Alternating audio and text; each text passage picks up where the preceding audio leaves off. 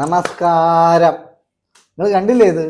പിന്നെ ഗണേഷ് കുമാറിന് പ്രണയമുണ്ടോ എന്ന് ചോദിച്ചാൽ മാധവിക്കുട്ടിക്ക് പ്രണയം ഉണ്ടായിരുന്നോ എന്ന് ചോദിക്കുന്ന പോലെ ഉള്ളൂ. മനസ്സിലായോ? നിങ്ങളിൽ പ്രണയിക്കാത്തവരാരാണ്? ഗണേഷ് കുമാറിന് ഒന്നല്ല 5000 പ്രണയമുണ്ട്. എല്ലാം സ്നേഹമാണ്. കാരണം പ്രണയമില്ലാത്തവൻ പൊട്ടനാണ്. അവന് തലയ്ക്ക് എന്തെങ്കിലും അസുഖം കാണും. പ്രണയം ഉണ്ടാവും. പുനത്തിൽ കുഞ്ഞബ്ദുള്ള പറഞ്ഞിട്ടുണ്ട്, മഹാന്മാരായാൽ ജവഹർലാൽ നെഹ്റുവിന് പ്രണയം ഉണ്ടായിരുന്നു. ഗണേഷ് കുമാറിന്റെ കൊണയടി എങ്ങനെ ഇരിക്കണേ? രാഹുൽ മാങ്കൂട്ടത്തിന്റെ വിഷയം വന്നപ്പോ പാർട്ടി പുറത്താക്കണം, പാർട്ടിന്റെ സ്ഥാനത്ത് കിട്ടിയ, പാർട്ടിന്റെ കെയർ ഓഫിൽ കിട്ടിയ പിന്നെ MLA സ്ഥാനം പുറത്താക്കണം, രാജിവെച്ച് പുറത്തു പോകണം. എന്നിട്ട് എന്തിപ്പോ രാജിവെക്കണില്ലേ? സ്വന്തം ഭാര്യയാണ് കാണരുതാത്ത സാഹചര്യത്തിൽ കണ്ടു എന്ന് പറഞ്ഞ പിന്നെ കംപ്ലൈന്റ് കൊടുത്തിട്ടുള്ളത്. രണ്ടാമത്തെ ഭാര്യ. ആദ്യത്തെ ഭാര്യമാരൊക്കെ ഇവിടെ, ആദ്യത്തെ ഭാര്യ ഇവിടെ 500 ഇല്ലേ ഇതിലൊക്കെ തപ്പി പിടിക്കണ്ടേ? ആദ്യത്തെ ഭാര്യ സ്വന്തം വീട്ടുകാരാണത്ര എനിക്ക് പാര. കേട്ടോക്കി. പിന്നെ സ്വന്തം വീട്ടുകാർക്കെല്ലാം അറിയാവോ മൈലിന്റെ ഗുണാധികാരം. എന്നാ ഈ വീട്ടുകാരൊക്കെ പറയണ എല്ലാവരും കൂടി ഒരു കേട്ടോക്കിട്ടോ, പറയണൊക്കെ കേട്ടോക്കിതാ. അധപ്പതനം എന്നല്ലാതെ പറയാൻ കോൺഗ്രസിന് അന്തസ്സുണ്ടെങ്കിൽ അയാളോട് MLA സ്ഥാനം രാജിവെക്കുമെന്ന് വേണം. ഞങ്ങൾ പുറത്താക്കി, ഇനി അയാൾ ഏത് കയ്യാലെ ചാടിയാലും കുഴപ്പമില്ല എന്ന് വിചാരിക്കുന്നത് ശരിയല്ലല്ലോ. അയാൾ പുറത്താൻ പറയൂ. ഞങ്ങളുടെ കെയറോപ്പിൽ കിട്ടിയ ഈ MLA സ്ഥാനം രാജിവെക്കൂ എന്ന് പറയാൻ ഒരു കോൺഗ്രസ് നേതാവിന് ധൈര്യമാണ്. എന്തോ ഒരു പേടിയുണ്ട്, എന്തോ ഒരു സാധനം ഏതാ ഉണ്ട്. 2001 ബഹുമാന്യനായ ഗണേഷ് കുമാറിനെ, അങ്ങനെ വേണമല്ലോ അദ്ദേഹത്തെ വിളിക്കാൻ, ബഹുമാന്യനായ ഗണേഷ് കുമാറിനെ രാഷ്ട്രീയത്തിൽ കൊണ്ടുവന്നത് ഞാൻ ചെയ്ത ഏറ്റവും വലിയ തെറ്റാണെന്ന് എനിക്ക് ബോധ്യമായത് ഞങ്ങളുടെ സംസ്ഥാന കമ്മിറ്റിയുടെ ഉന്നതാധികാര സമിതി കഴിഞ്ഞപ്പോൾ ഞാൻ പറഞ്ഞല്ലോ, അത് പത്രത്തിന് ടിവിയിലൊക്കെ വന്നല്ലോ. ഇതിനാന്ന് പറഞ്ഞാൽ സ്വയം പ്രസവിക്കണം, സിസേറിയലാകാൻ പറ്റുകയില്ല. ഞങ്ങളുടെ മന്ത്രി പ്രസവവേദനയോ രാഷ്ട്രീയത്തിൽ ചോരയുത്ത് നടത്തിയോ, അവൻ്റെ അച്ഛൻ ഉൾപ്പെടെ നടത്തിയ ജയിലിൽ കിടന്നോ, അല്ലെങ്കിൽ പോസ്റ്റർ ഒട്ടിച്ചോ, പട്ടിണി കിടന്നോ, തിരുവനന്തപുരം ജില്ലയിൽ പല സ്ഥലത്തും രാത്രി 12 മണിക്കും 1 മണിക്കും പാർട്ടി ക്ലാസ് കഴിഞ്ഞ് നടന്നോ, കടത്തിൽ നിന്ന് കിടന്നു ഉറങ്ങിയതോ, പട്ടിണി കിടന്നോ ഒന്നും അറിയാതെ കടന്നു വന്ന സിസേറിയൻ ബേബിയാണ് രാഷ്ട്രീയത്തിൽ. സിസേറിയൻ കഴിഞ്ഞാൽ വന്നേ, സുഖപ്രസവമല്ല, വേദനയുള്ള പ്രസവമല്ല. അപ്പോൾ അതിൻ്റെതായ മനോഭാവം രാഷ്ട്രീയക്കാരോട് കാണിക്കും. അതാ ഇപ്പോൾ കാണിച്ചുകൊണ്ട് പിന്നിൽ മന്ത്രിയാ എനിക്ക് പറ്റിയ ഒരു കൈപ്പഴയാണല്ലോ ഇത് എല്ലാം കൊണ്ടും. ഞാൻ പേടിച്ചിട്ട് വരുമ്പോഴൊക്കെ ഞാൻ എൻ്റെ ബെഡ്റൂമിൽ പോയി കുറ്റിയിട്ടിട്ടായിരിക്കും. ഈ അടിയും പിടിയും എല്ലാം കഴിഞ്ഞ് ഷൂട്ടിങ്ങിന് പോയി കഴിഞ്ഞപ്പോഴാണ് എൻ്റെ കൈ അനക്കാൻ പറ്റുന്നില്ല, നടക്കാൻ പറ്റുന്നില്ല, തലയിലെല്ലാം മുഴച്ചു വന്നു, കഴുത്തിലെല്ലാം പാടായിരുന്നു, മൂക്കിൽ ഇടിച്ചിട്ടുണ്ട്, എന്തോ ഒരു സാധനം, ഒരു ചെയറിൻ്റെ എന്തോ ഹാൻഡിൽ എന്തോന്നോ പൊട്ടി വന്നിട്ടുണ്ട്, അത് വെച്ചിട്ട് അടിച്ചത്. ഇവിടെ എല്ലാം പാടുകളും ഇവിടെയും എല്ലാ സ്ഥലത്തും ഉണ്ടായിരുന്നു. ബാക്കിലൊക്കെ നീലിച്ച്, കയ്യിൽ ഇവിടെ നീലിച്ച് എല്ലാം ഉണ്ടായിട്ടുണ്ടായിരുന്നു. അപ്പം അപ്പോഴാണ് എനിക്ക് ആ വേദനയൊക്കെ തോന്നി, ഫിസിക്കൽ വേദന അപ്പോഴാണ് വന്നത്. അതുവരെ ഞാൻ ആകെ അപ്സെറ്റ്, തകർന്നു പോയതിൻ്റെ ഒരു അപ്സെറ്റായിരുന്നു. പിന്നെയാണ് ഫിസിക്കൽ വേദന വന്നത്. അപ്പോഴും ഞാൻ എൻ്റെ കൊച്ചു 10 വയസ്സുള്ള ഒരു കുഞ്ഞ് ക്യാൻസർ പേഷ്യൻ്റാണ്. ആ കുട്ടിയുടെ പേരിൽ എൻ്റെ അച്ഛൻ കരുതിയിരുന്ന പൈസ പോലും എടുക്കാൻ സാധിക്കുന്നില്ല. ഇദ്ദേഹം മുടക്കി വെച്ചിരിക്കുകയാണ്. അത് അദ്ദേഹത്തിൻ്റെ മുമ്പിൽ അവതരിച്ചപ്പോൾ ഒരു കാരണവശാലും കൊടുക്കരുതെന്ന് പറഞ്ഞു അതിൻ്റെ സകല റെക്കോർഡ്സും ബാങ്കിൽ നിന്ന് വാങ്ങിച്ച് തട്ടിപ്പറിച്ച് വെച്ചിരിക്കുക. സ്വന്തം രക്തത്തിലുള്ള ഒരു കുഞ്ഞ് സിവിയറായ വളരെ ക്രിട്ടിക്കലായിട്ടിരിക്കുന്ന ഈ അവസരത്തിൽ ആ കുഞ്ഞിന് ഉള്ള സഹായം നിഷേധിക്കുന്ന ആൾക്ക് എന്ത് മനുഷ്യത്വം? പിന്നെ അതൊരു മനുഷ്യനാണോ? പത്തനാപുരത്തുകാർ ഇത് കാണുന്നില്ലേ? മറുപടി പറയാം. അപേക്ഷിച്ചു, ഒരു സ്ഥലമോ ഒരു സ്വത്തോ ഒന്നും വേണ്ട, ഞങ്ങൾ കേസെല്ലാം പിൻവലിക്കാം, പക്ഷേ ഈ കുഞ്ഞിന്റെ ജീവൻ രക്ഷിക്കാൻ സഹായിക്കണം. ചെയ്യില്ല എന്ന് തീർത്തോട് ഒരു പൈസ പോലും തരില്ല എന്ന് അദ്ദേഹത്തിന്റെ അവകാശമല്ല, എന്റെ അച്ഛൻ്റെ. കഴിഞ്ഞ് പിന്നീട് സരിതയ്ക്ക് യാതൊരു സാമ്പത്തിക സഹായവും കിട്ടിയിട്ടില്ലേ? ഇല്ല, എനിക്ക് കിട്ടിയിട്ടുണ്ട്. എനിക്ക് ബാലകൃഷ്ണപിള്ള സാർ എനിക്ക് എമൗണ്ട് തന്നെ ഹെൽപ്പ് ചെയ്തിട്ടുണ്ട്. ഇല്ലെന്ന് ഞാൻ പറയില്ല. എന്റെ വീട് പട്ടിണി കിടന്നിട്ടില്ല. ഞാൻ ജയിലായിരുന്നു ഒരു മാസവും എന്റെ വീട് പട്ടിണി കിടന്നിട്ടില്ല. അത് എനിക്ക് നന്നായിട്ട് അറിയാം. അതിൽ ചില രക്തബന്ധത്തിന് സാധ്യത കൂടി ഉണ്ടായിരുന്നു. ബേബി, പക്ഷെ അത് തുറന്നു പറയാൻ ആഗ്രഹിക്കുന്നില്ല.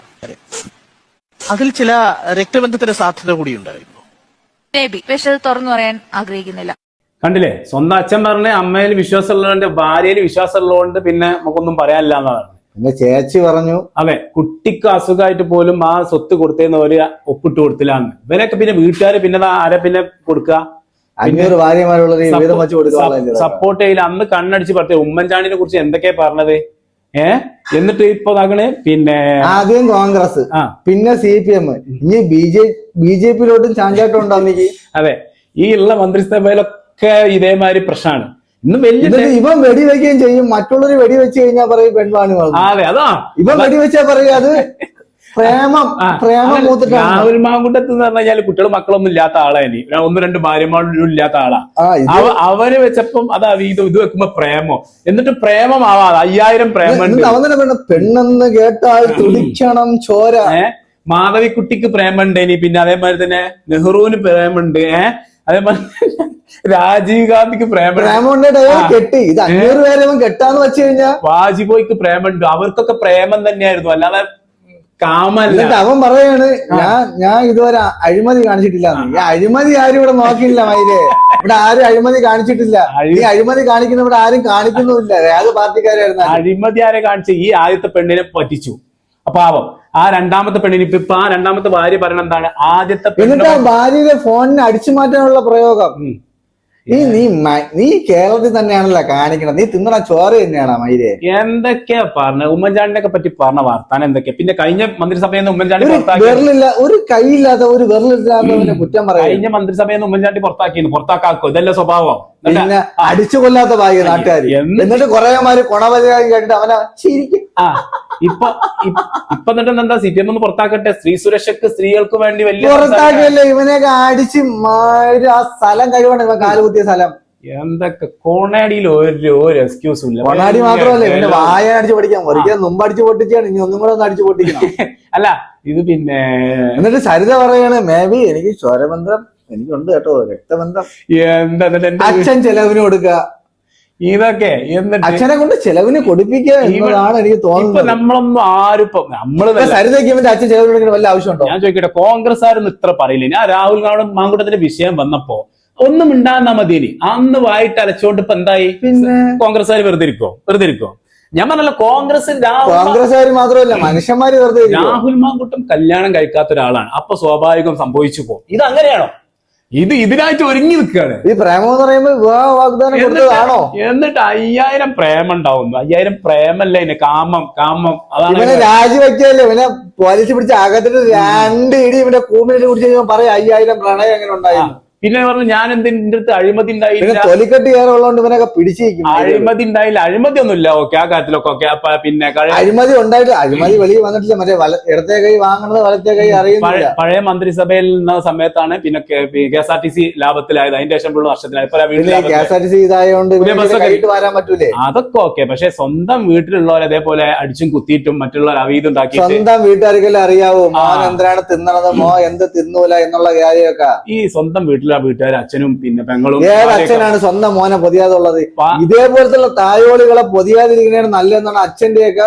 അപ്പൊ പറയാനുള്ള വെച്ചാല് ഡയലോഗ് അടിക്കുമ്പോ, വലിയ ഡയലോഗ് അടിക്കുമ്പോ നമ്മൾ ആദ്യം ഓക്കെ ആണോ എന്നിട്ട് ഡയലോഗ് അടിക്കും. അല്ലാത്ത വെറുതെ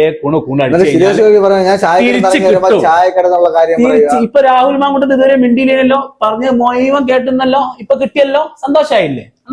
അടക്കം കിട്ടിയില്ലേ? അടപടലം